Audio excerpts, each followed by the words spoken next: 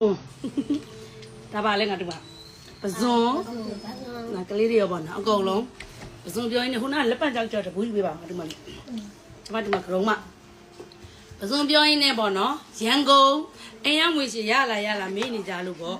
ရန်ကုန်အင်းရငွေရှိရပါတယ်ရန်ကုန်လက်ပတ်ကြောက်ကြောရှိတယ်ဘေးမှာရန်ကုန်အင်းရငွေရှိရပါတယ်ရှင်ရန်ကုန်ကချစ်ရတဲ့သူတွေဘကိုးလည်းအင်းရငွေရှိလုပ်ဖို့ကိုစူးစမ်းနေပါတယ်ပြီးတော့ရန်ကုန်မှာလေ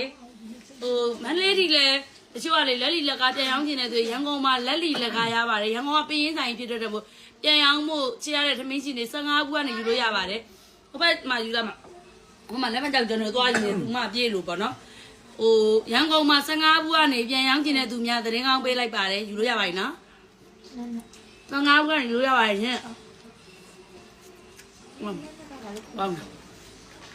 ရန်ကုန်မှာ15ခုကနေစပြီးတော့လက်လီလက်ကားပြန်ရောက်နေတဲ့မသိပါရဲ့15ခုကယူလဲဖတိမတို့ရောင်းနေတဲ့ပြန်ရောက်လို့အစင်းပြောင်းလုပ်ပေးထားပါတယ်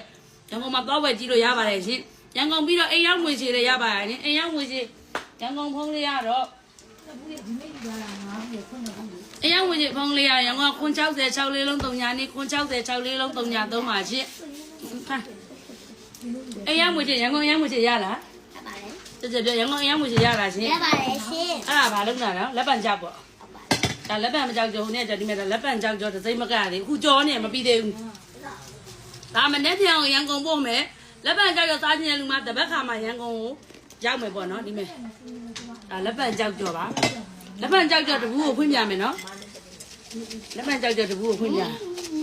ဒီမဲ့ကျမရဲ့လက်ပံကြောက်ကြောကလည်းပစုံကြောက်ကြောလာအောင်မေးရတယ်ဒီမဲ့โอ้အများကြီးပြကြည့်လိုက်တာလက်ပံကြောက်ကြောဒါမျိုးတဘူးကို1000ပါကြည့်လိုက်မယ်ပစုံကြောက်ကြည့်တယ်ပါနော်ပစုံကြောက်ကြဒါလက်ပံကြောက်ကြောတဘူးကို1000ပါရှင်းကောင်းနော်ဒီမှာရန်ကုန်မှာအရင်ဝယ်ချေရပါပြီရှင်ဒီမဲ့ဒီလိုအကောင်ကြီးတွေလည်းပါပါတယ်တခါလေအကောင်ကြီးမပိုင်ပစုံကြောက်တပိတ်တောင်3သိန်းနဲ့2000နဲ့ထည့်ပါတယ်ပေါ့နော်ဒါတွေကဟိုတနေ့ဝယ်ထားတာ3သိန်းခွဲနဲ့ဖုန်းကျွန်းကဝယ်ထားတယ်လက်ပံကြောက်ကြောထည့်လိုက်တယ်3သိန်းခွဲနဲ့အခုက3သိန်း2000နဲ့ပစုံကြောက်တွေထည့်ထားပါတယ်ဒီမဲ့လက်ပံကြောက်ကြောရဲ့ပစုံရင်းကြီးတွေဒါတဘူးပါရှင်ဒါ1000ပါဟုတ်အဲ့ခဏပစုံရင်းနဲ့လက်ပံကြောက်ကြောနဲ့တူမောက်အဲ့ခဏရန်ကုန်အိမ်ရောက်ဝေချေရပါတယ်ပြန်ရောက်ခြင်းတဲ့သူများ15ဘူးကနေခရီးမောက်ရောင်းနေသေးတယ်ပြန်ရောက်လို့ရတယ်နော်အစင်းပြေသလိုသေးလုံးနဲ့ရောင်းလို့ရတယ်ရန်ကုန်မန္တလေးအိမ်ရောက်ဝေချေရတယ်ပဲကိုယ်လည်းအိမ်ရောက်ဝေချေလုပ်ပေးနေပါပြီနော်ရန်ကုန်များပြန်ရောက်ခြင်းတဲ့သူများလက်လီလက်ကရနေဆိုတဲ့အကြောင်းလည်းပြောပါရဲ့ရှင်ဟ